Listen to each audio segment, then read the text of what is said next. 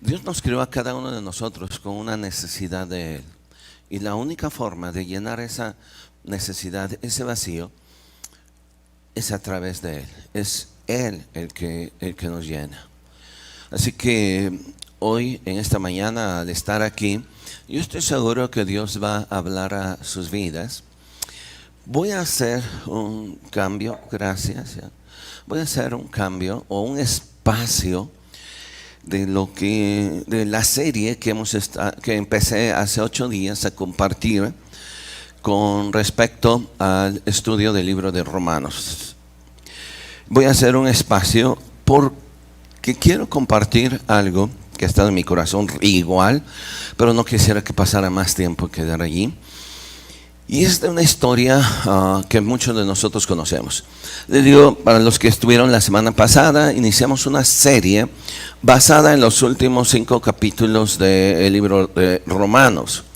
Romanos es un libro, una epístola muy interesante, porque además de ser profundamente teológica, dicen los que conocen, porque aborda uno de los temas más sensibles y más importantes en el Nuevo Testamento, que es la gracia, y sobre todas las cosas, la salvación solamente por la gracia, y aborda el tema sobre la ley. Así que el apóstol Pablo ocupa los primeros 11 capítulos para hacer todo un estudio y una disertación sumamente interesante. Y los últimos capítulos, 12, 13, 14 y 15, después al 16, él hace un resumen de unos saludos a la iglesia o a gente que estaba en la iglesia en Roma. Y cuando nos estamos refiriendo a la iglesia en Roma, quiero que se nos quite en mente algo así como nosotros estamos aquí, ¿no? O sea, un edificio, un grupo de personas, realmente eran hogares, eran casas en donde se reunían. No había edificios, no tenían un ritual, sino era una casa donde se reunían para estudiar las Escrituras. Y entonces el último capítulo Pablo lo aborda precisamente para enviar un saludo a algunas personas no importantes, pero sí que habían impactado la vida del apóstol Pablo. Pero los 4 capítulos anteriores, Pablo aborda 7 temas sumamente interesantes que tienen que ver con relaciones. Y la mejor relación que podemos tener es la primera que aborda, que tiene que ver con una relación con Dios. Y después se empieza a hablar sobre eso, sobre relaciones, que es quizás lo más difícil que nosotros podemos enfrentar, porque es interactuar.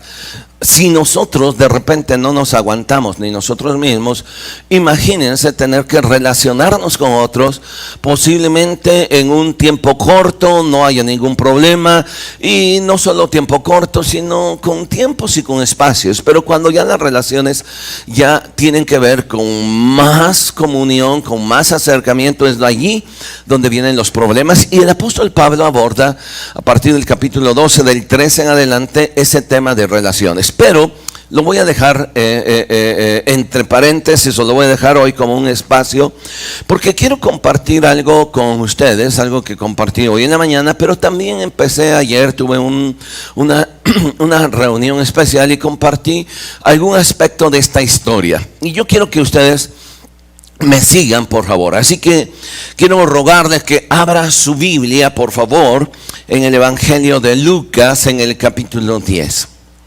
Esta historia, usted y yo la conocemos. Vamos de repente al conocerla. La primera imagen que tenemos es un poquito de una historia muy discrepante, ¿no? De 2 actitudes de 2 mujeres que posiblemente en el principio o en teoría leer nosotros podamos tratar, después de leerlo y después de estudiarlo, podemos nosotros decir, es que voy a elegir ser como fulana de tal y no como fulana de tal.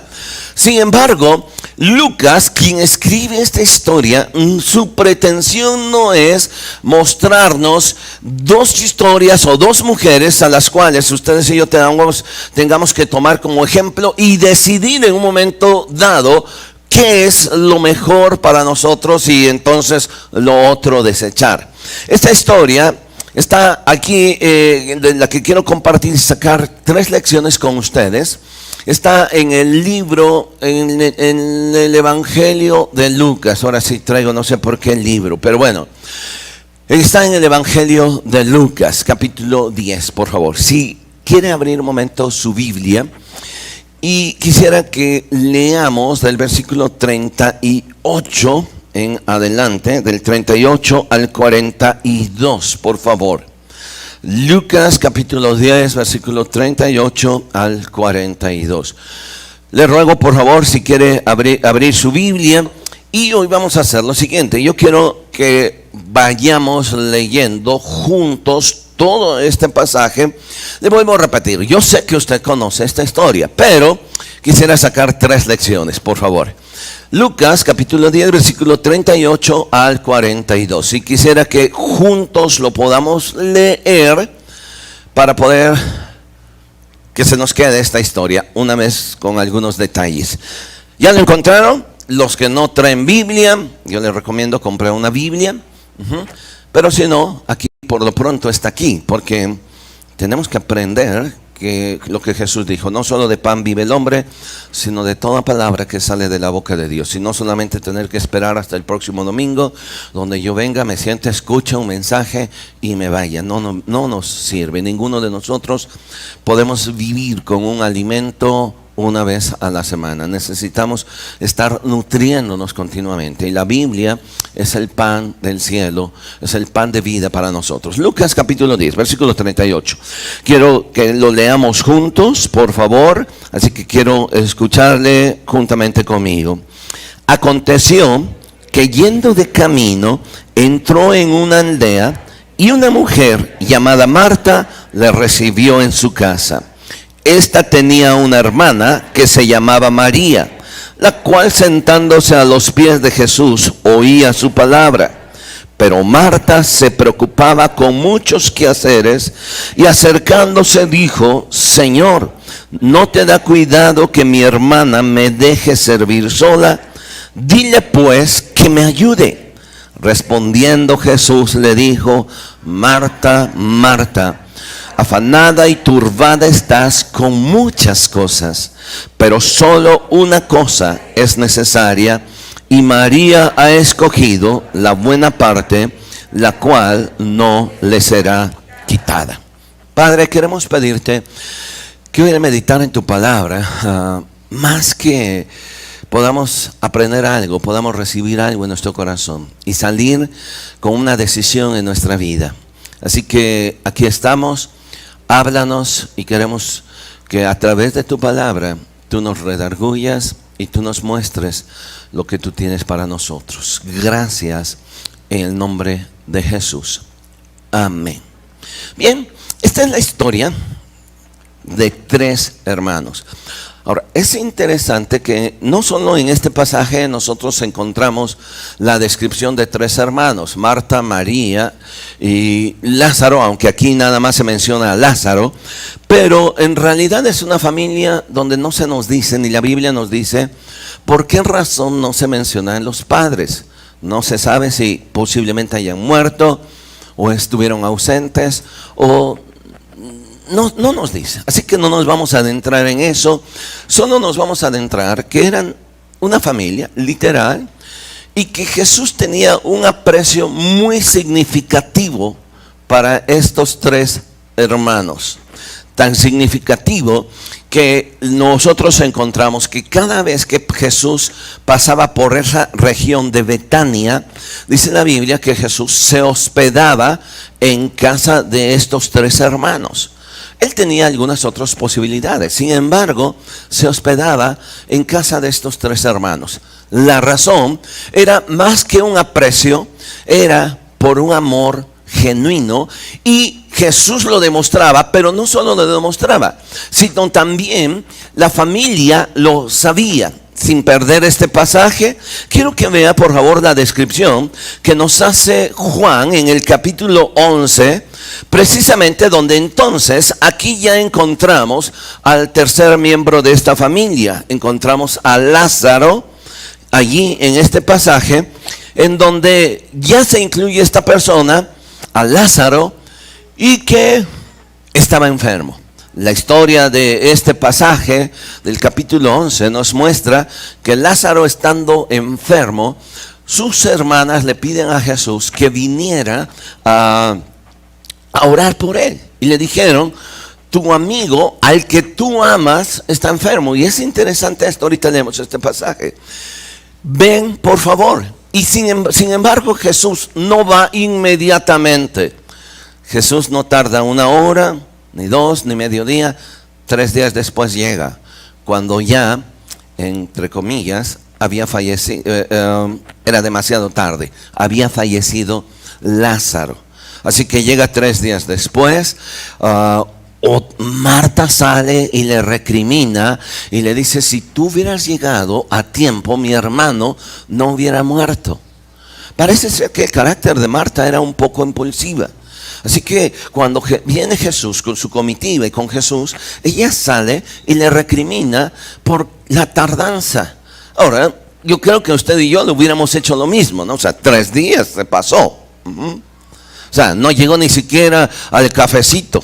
Jesús ya llegó cuando él estaba en la tumba.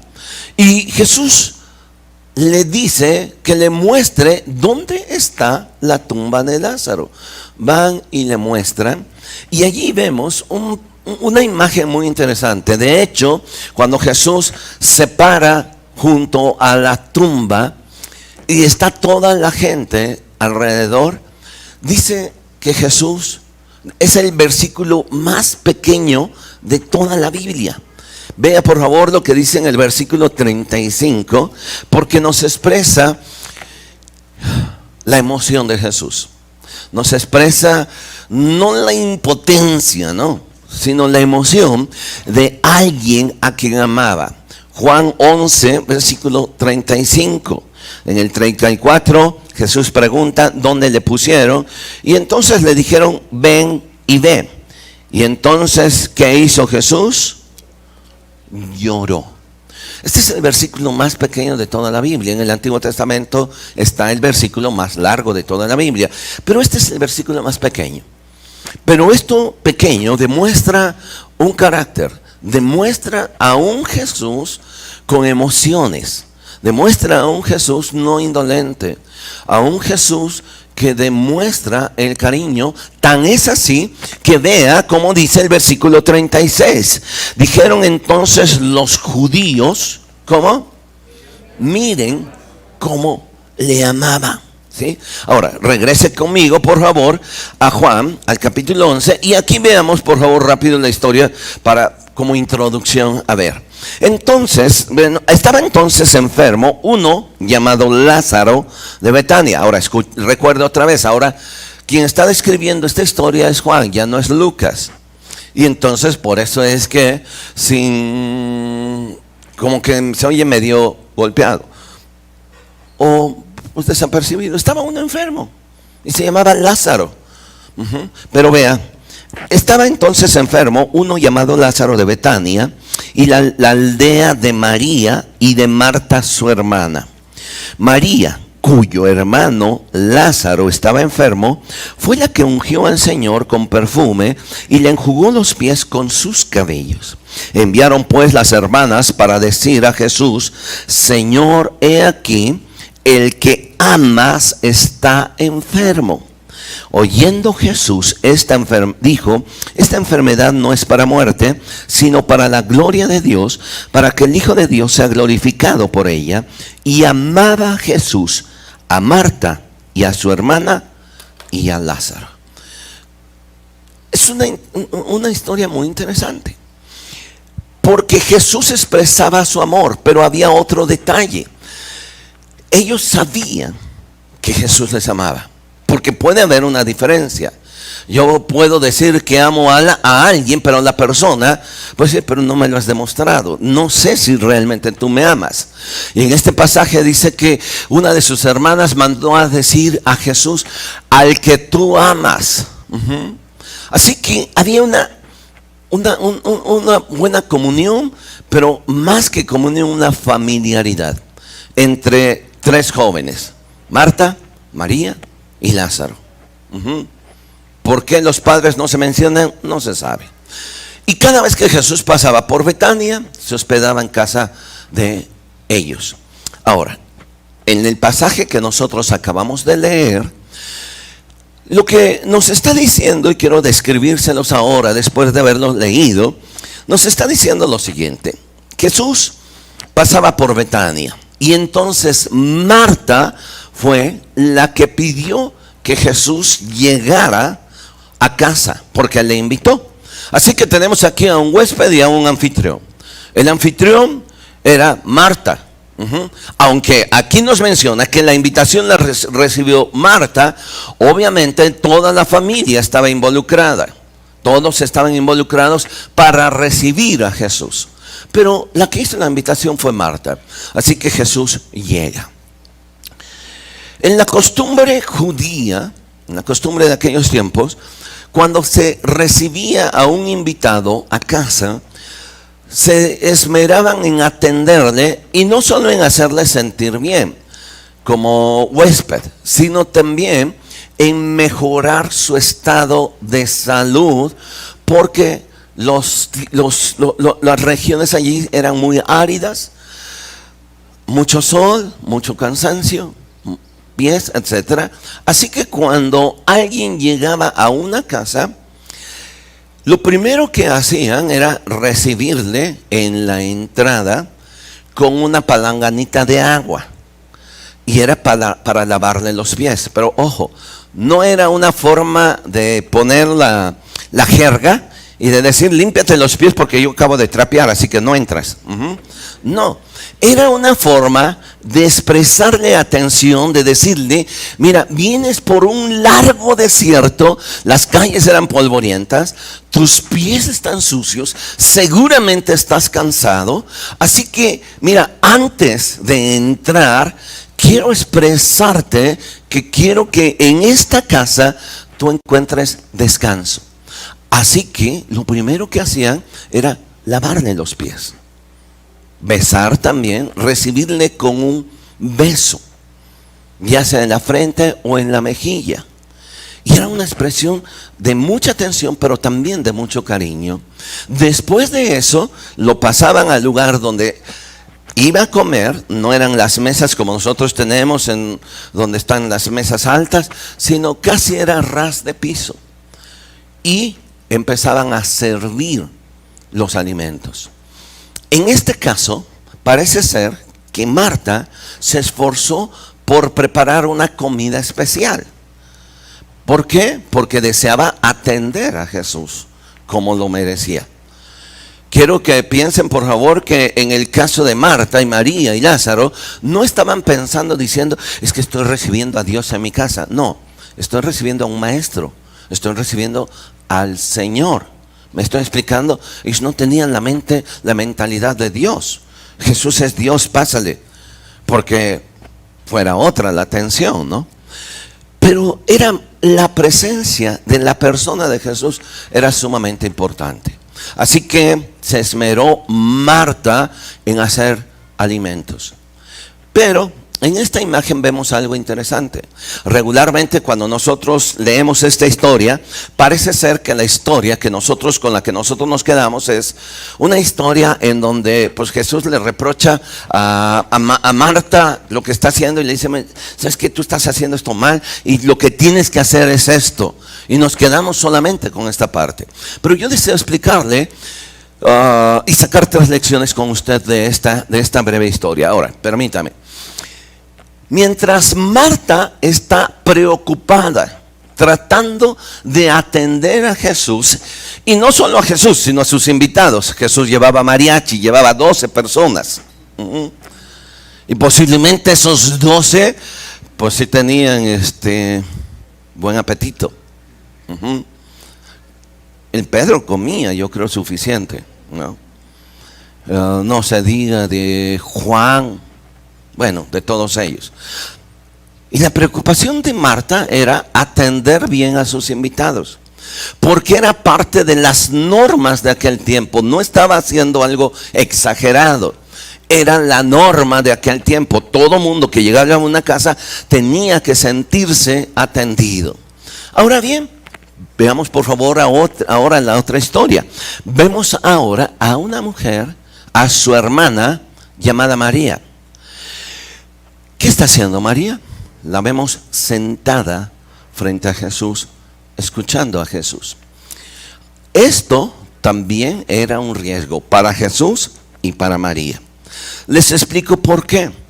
No era bien visto, y no solo era bien visto, no era común y era reprochable que si un maestro o rabino tenía que enseñar, ninguna mujer tenía que estar frente a él. Solo los hombres. Las mujeres tenían que estar literal, como casi escondidas y tratando de escuchar. En el templo, en el templo que construyó Herodes, había un atrio para las mujeres, ¿sí? Los hombres estaban de frente, pero las mujeres estaban en una partecita escuchando también, pero ellas no estaban frente al que estaba enseñando. No era común. Si hubieran descubierto a María allí, obviamente la hubieran regañado. ¿Qué haces aquí? Vete. Pero también, si hubieran visto a Jesús, le hubieran reprochado. Como siempre le andaban reprochando. ¿Por qué haces esto? ¿Por qué comes con publicanos? ¿Por qué te juntas con prostitutas? ¿Por qué esto? Ahora Jesús estaba enseñando y no estaba haciendo algo malo. Sin embargo, para las conductas y las normas sociales, eso no checaba. ¿Me estoy explicando? Que una mujer estuviera allí frente a Jesús escuchando. Las mujeres tenían que estar en una esquinita o casi detrás en la cocina parando la oreja. Y yo creo que las mujeres eso no tienen problema, ¿verdad? O sea, pueden estar 3/4 hasta allá. Ya te oí, ¿no? O sea, de eso no tienen problema. Tienen unas parabólicas fenomenales. O sea, bueno, algunas, no ustedes, ¿no? No ustedes. Ajá. Y ella tenía que estar a un lado. ¿Qué pasa? Ella se arriesgó a que le señalaran, se arriesgó a que la hicieran a un lado. Y también Jesús se arriesgó a recibir a que esta mujer estuviera frente a él. Y esta es la historia. Entonces está muy preocupada. Y en ese momento, la hermana Marta, mientras está ocupada, observa que la María está sentadita, ¿no? Dijéramos nosotros aquí en nuestro rancho, en el lenguaje popular y coloquial, la María está aplastada. Mientras la otra está, sube y baja, sudando la gota gorda, la otra está embelesada. Posiblemente Marta la vio 1 o 2 veces y le echó una mirada, pero la otra le valió un queso. No, porque ella estaba escuchando a Jesús. Cuando ya no aguantó, Marta explotó. Y cuando explota, entonces saca lo que hay en su corazón y hace 2 cosas. Primero, se enoja con su hermana y luego regaña a Jesús, literal. Porque viene y le dice, ¿no tienes pendiente de mí? O sea, que no tienes cuidado. A ver, Jesús, que no te has fijado cómo estoy casi cayéndome con los platos, que no escuchas con la cocina todo esto. Y está aquí sentada y no le dices, levántate, ve a ayudar. ¿Que no tienes cuidado de esto? Ahora, en esta historia quiero que quede muy claro. Jesús no reprocha a Marta lo que estaba haciendo. Jesús no le dice a Marta que lo que estaba haciendo era mal, porque era lo correcto. Lo que Jesús señala en Marta es la reacción que ella había tenido por estar haciendo eso.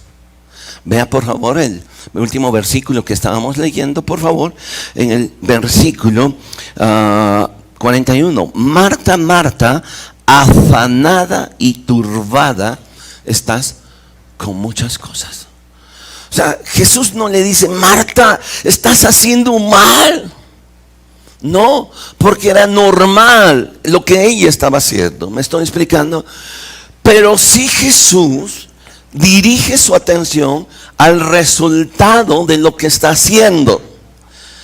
Cuando nosotros hacemos algo bueno, algo correcto, pero el resultado nos empieza a afectar a nosotros y empieza a afectar a otros, el problema no es lo que estamos haciendo. El problema es entonces lo que hemos guardado en nuestro corazón. Y lo que Marta empezó a sacar fue resentimiento, amargura, porque se encontraba sola.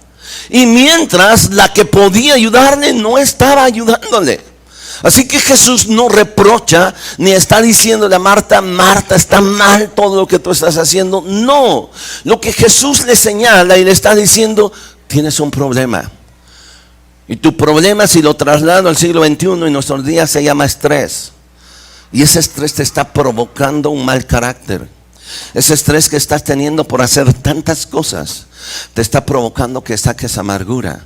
Eso que tú estás haciendo está bien, pero tienes un problema, que tú no sabes manejar el trabajo.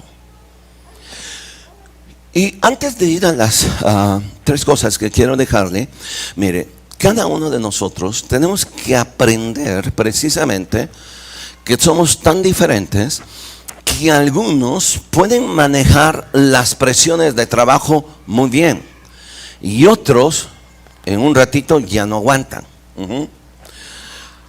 Hay mujeres que pueden estar chambea y como si nada, mientras su esposita está sentado con su celular. ¿Qué es mi trabajo? No. Ella puede estar trabaja. Mencionaba hace rato que es algo así como que nosotros tenemos que aprender el nivel que cada uno de nosotros tenemos. Pero ahora, mire, esta es la historia. Esto es lo que nosotros encontramos. Pero quiero que quede claro, la historia no muestra a un Jesús enojado por lo que está haciendo Marta. Jesús le señala el resultado que está teniendo. ¿Cuáles son los resultados que usted y yo tenemos por estar haciendo lo que estamos haciendo? ¿Cuáles son los resultados que nosotros tenemos por hacer en casa algunas cosas? Que eso es nuestra responsabilidad, es nuestro privilegio. Pero ¿cómo resulta? Estamos enojados. Llega el momento en que ya no aguantamos porque nadie nos ayuda. Y cuando llega el esposo, usted está un poquito enojada y él le dice, ¿qué tienes? Nada. No. Y después de un rato, ¿y no me vas a seguir preguntando?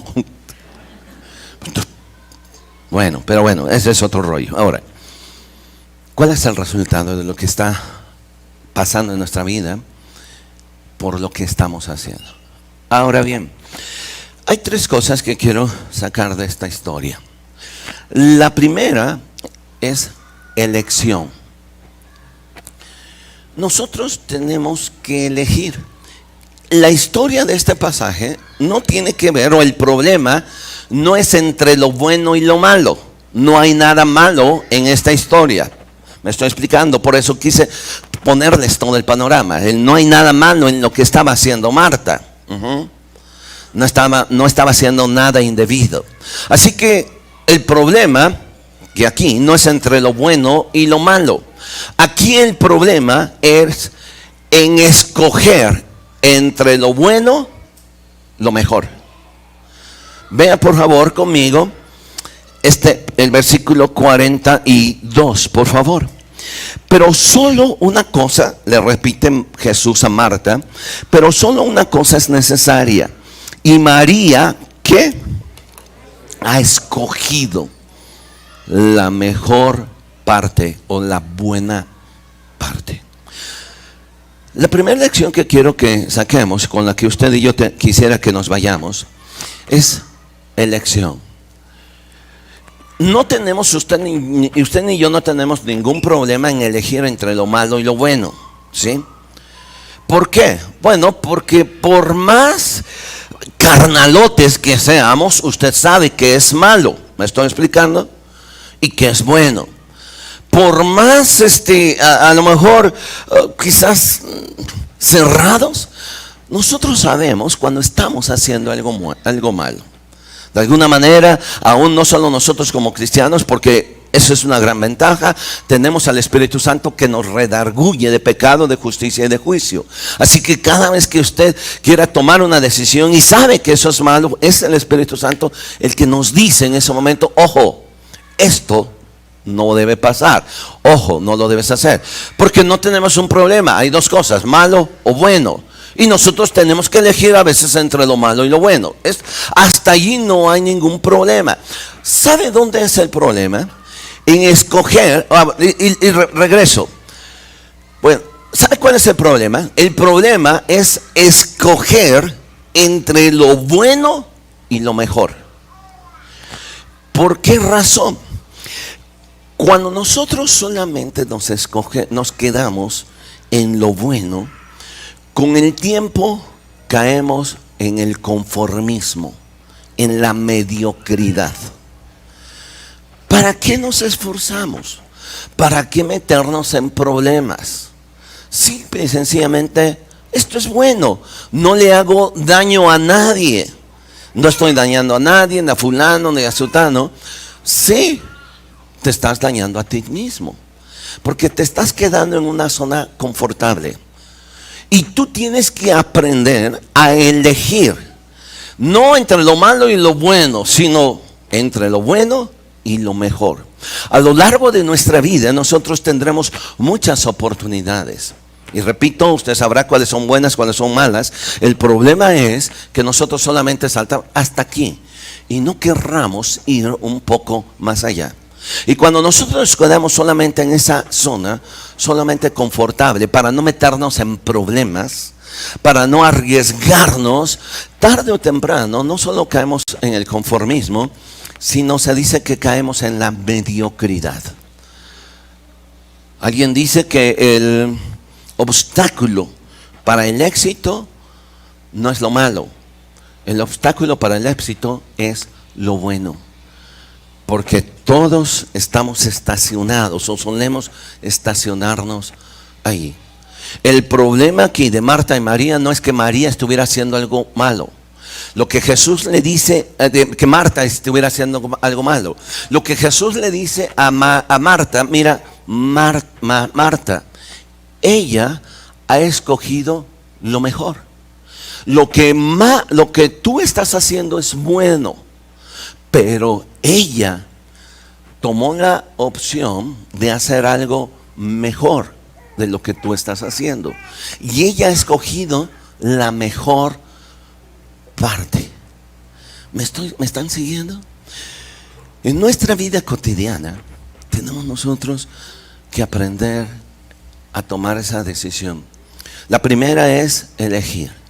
Mire, sin que pierda aquí este pasaje, en Proverbios capítulo 14, versículo 12, nos dice lo siguiente: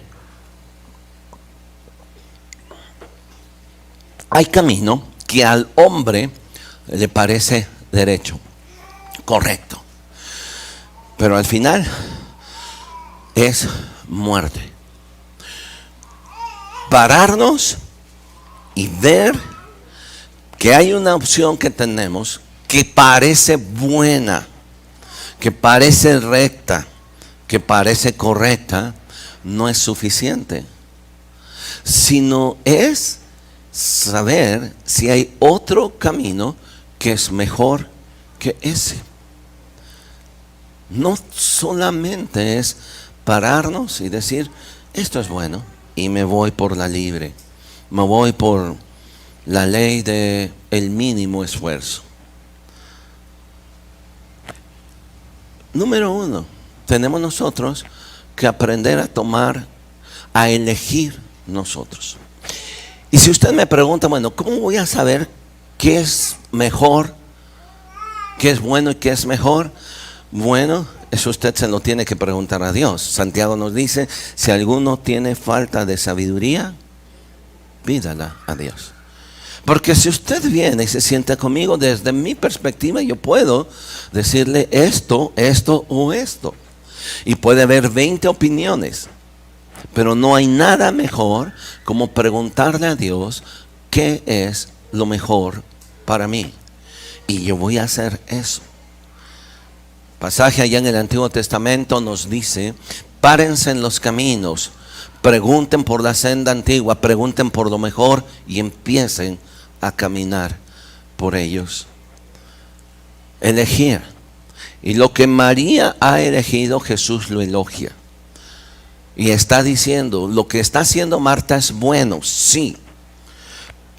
Pero lo que hizo María es mucho mejor. Así que tenemos nosotros de aquí en adelante que empezar a cambiar nuestro chip y decir, ¿qué es lo mejor para mí? ¿Qué va a ser lo mejor para mi familia? ¿Qué va a ser lo mejor al tomar esta decisión? Ahora, el segundo consejo que quiero dejarle es el siguiente. Mire, la vida tiene dos cosas. Donde nosotros estemos o donde nosotros estamos o a donde nosotros querramos llegar, tiene que ver con dos cosas: elegir y decidir. Nosotros elegimos y nosotros decidimos. Nadie de los que está puede decir aquí, es que yo no decidí. No, sí lo decidiste. No, es que yo no decidí, solamente me forzaron. No, tú decidiste que te forzaron. Yo decidí donde yo estoy. Yo soy responsable. Y aquí algunos de ustedes saben a lo que me estoy refiriendo. Al yo soy responsable, ¿no es cierto? Ok. Pero nosotros nos pasamos la vida echándole, queriendo nosotros deslindarnos de nuestra responsabilidad. Mi mamá, mi papá, mi hermano, mi sociedad, la iglesia, los hermanos, la gente. Y entonces por eso mejor decidí hacer esto. No. No es la gente, soy yo. Así que yo estoy en donde estoy por una decisión, y llegaré hasta donde yo quiera llegar por una decisión. Pero antes de esa decisión está la elección. Yo elegí. Pero el elegir es solo ponerlo quizás sobre la mesa. Y la siguiente parte es la decisión, que es el paso. Pero entre elegir y decidir hay algo que es sumamente importante, y es el equilibrio, y que es lo que tanto trabajo nos cuesta a nosotros. Y cuando hablamos de equilibrio, tenemos nosotros que mencionar algunas cosas que están allá también en la escritura. Si alguno tiene falta de sabiduría, pídale a Dios. Pero Dios nos dotó a cada uno de nosotros con prudencia, cordura. Así que no es nada más, Señor, guíame. Yo tengo que tomar una decisión, y en esa decisión yo tengo que sentarme y ser prudente en lo que yo voy a hacer, ¿sí? Elegí, decidí, pero en medio está equilibrio. El equilibrio es el que me va a ayudar a no irme de lado. ¿En dónde está aquí el equilibrio? Bueno, si ustedes lo ven como una imagen, como lo viéramos quizás como una fotografía, por favor, si vieran como una fotografía en esta historia, Jesús, María y Marta sirviendo. Si yo les preguntara, ¿quién está haciendo las cosas mejor, Marta o María? Para que ustedes me digan, no, es que yo quiero ser como María. Ya les expliqué que Jesús no reprochó a Marta, ¿me están entendiendo? ¿Estaba haciendo algo malo Marta? No. María había escogido algo mejor. Pero ahora, ¿dónde está el equilibrio? Quiero que vean, por favor, ahora, lo vean como si fuera una fotografía, una imagen. Una mujer sirviendo, tratando de atender lo mejor posible a su invitado. Y una mujer sentada, poniéndole toda la atención a su invitado. ¿Qué es más importante?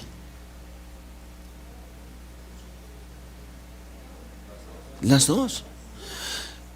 Imagínese, por favor, si a usted lo invitan alguien a su casa, ven a comer, y todo el mundo está en la cocina metido para poder darle algo, pero usted está en la sala solito, ¿cómo se va a sentir?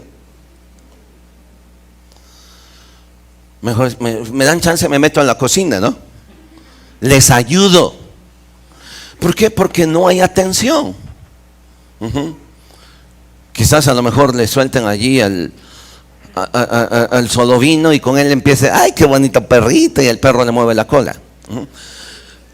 Pero usted se sentiría vacío. Se sentiría, aunque usted dice, es que sí están preocupados, están haciendo unos chiles en nogada bien sabrosos. Pues sí, pero ¿qué es lo que usted quiere? Atención, ¿me están siguiendo? Ahora, ¿cuál es la imagen que tenemos aquí? Una imagen de amor y de servicio. ¿Qué es lo mejor? Las dos cosas. El servicio de Marta, esmerándose por atender al invitado, y la atención de María, esmerándose por escuchar el mensaje del invitado. Ahora, fíjese que muchos de nosotros nos perdemos en esto, porque nos perdemos y dejamos de escuchar al invitado.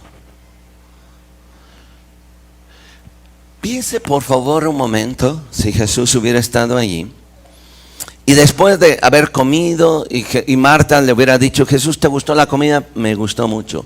Pero ahora, Marta, a ver, siéntate. Vamos a hacer un examen. Hoy di una clase de esto. ¿Cuál sería la calificación de Marta? Fíjate que no supe, es que estaba yo ocupada. ¿Cómo se hubiera sentido Jesús? Mal. Nosotros a veces nos perdemos en el hacer, en hacer cosas. Nos perdemos en estar haciendo cosas que sabemos que son buenas, pero entre el saber y el hacer hay un gran abismo, y allí nos perdemos. Porque yo puedo estar esmerándome por estar haciendo cosas para mi familia, puedo esmerarme por estar haciendo cosas para la iglesia, para mí, para lo que ustedes quieran, para su trabajo, pero me pierdo en lo esencial, en eso que tiene que ver con relaciones. Ahora, si usted se fija, esto desequilibró a Marta. Y Jesús critica no lo que hacía Marta, sino el desequilibrio que provocó en ella amargura. Y lo que en nuestra vida puede provocar estar haciendo tantas cosas y no poner atención en las cosas más importantes, al final de cuentas nos van a traer también a nosotros amargura, porque no me ayudan, estoy solo, estoy sola, trabajo como burro y nadie lo aprecia. En la iglesia trabajo y sirvo y hago eso y nadie me... Y es más, hasta y el pastor lo ve y no hace nada. El pastor está viendo cuántos flojos hay aquí. ¿Y por qué no le dice, órale papacito, muévete y me ayudan? ¿Sí me estoy explicando? Cuando nosotros nos desequilibramos en ese aspecto, empezamos a llenarnos de piedritas. Decimos nosotros aquí, empezamos a llenarnos de piedritas el buche, hasta que ya no aguantamos, hasta que el buche ya lo tenemos inflado y ya no aguantamos y lo sacamos y nos enojamos, como se enojó Marta. Ahora déjeme decirle que Jesús no nos va a reconvenir por lo que estamos haciendo, nos va a reconvenir por lo que estamos sacando, por esa amargura, por eso que estamos afectando a otros. Mire por favor la forma en la que dice Marta en el versículo 40, pero Marta se preocupaba con muchos quehaceres y acercándose dijo, Señor, ¿no te da cuidado que mi hermana me deje servir sola? O sea, estás tan embelesado en tu prédica que no te das cuenta ni siquiera que yo estoy sirviendo sola. Y entonces le dice, dile que me ayude. Si Jesús le hubiera respondido, a ver, mira Martita, ¿yo qué le voy a decir? Es tu hermana, dile tú. ¿Yo qué le voy a decir? Yo soy el invitado aquí. Yo no tengo que hablar y decir. Nuestros problemas empiezan cuando nosotros no tenemos un equilibrio del saber y el hacer. Sabemos que esto es bueno, pero no lo hacemos correctamente porque no tenemos un equilibrio. Nuestros muchos afanes nos pierden. Yo tengo que confesarlo también, ese es uno de mis grandes problemas. Cuando yo me quedo en una cosa hasta que me pierdo. Ahora, la tercera cosa, y con esto termino: elección, equilibrio, y veamos la última cosa: decisión. Decisión. Yo elijo, pero el último paso es el más difícil, déjenme decirles, y lo saben, es el decidir. Yo sé que esto es bueno, pero el tomar la decisión y decir lo voy a hacer es quizás lo que más nos cuesta. Muchos de los que están aquí, sé que hay jóvenes que entraron o que acaban de entrar a la universidad. Díganme si no les costó mucho trabajo elegir su carrera, lo que están estudiando. A lo mejor pasaron días, aunque quizás fulano, sultano, mengano les decían lo que tienen que hacer. Pasaron por un test, pasaron por todo lo que ustedes, que esto tienes que hacer. Pero finalmente a lo mejor las noches, es que no sé, que quiero estudiar. Pero en el momento en que decidieron, cambió la cosa. Pero es lo más difícil. Y tomar una decisión en nuestra vida quizás es lo más estresante. Sin embargo, hay algo que nosotros tenemos que hacer: decidir. María decidió arriesgarse, como les decía hace rato. Era un riesgo estar frente a un maestro allí. Decidió arriesgarse a que alguien viniera y le dijera: a ver, María, espérate, aquí no es tu lugar. Pero es mi casa, pero no es tu lugar. Pero no es tu lugar. Y ella decidió tomar ese riesgo en su vida.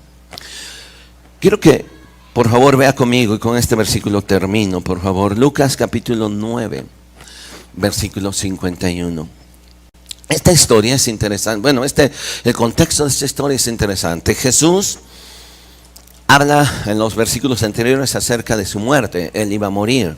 Y cuando habla de que él iba a morir, dice la Biblia, en otro pasaje paralelo, que iba a ir a Jerusalén. Y dice la Biblia que entonces Pedro le dice: Señor, no vayas, mira, ya te van a matar, mejor. Y trata de convencer a Jesús de no ir hacia allá.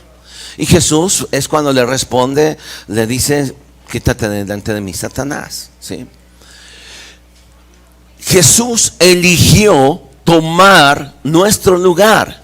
Jesús eligió ir a aquella cruz de Calvario. Desde que estaba en el reino de los cielos o en el cielo, Él decidió tomar o poner su vida por mí. Él le dijo al Padre Celestial: yo voy a morir por cada uno de ellos. Y esa elección lo llevó a que quizás en los últimos momentos de su vida sobre la tierra sufriera tanto humanamente que, estando en el huerto del Getsemaní, Él sudaba. Y dice la Biblia que parecía que su sudor eran como grandes gotas de sangre.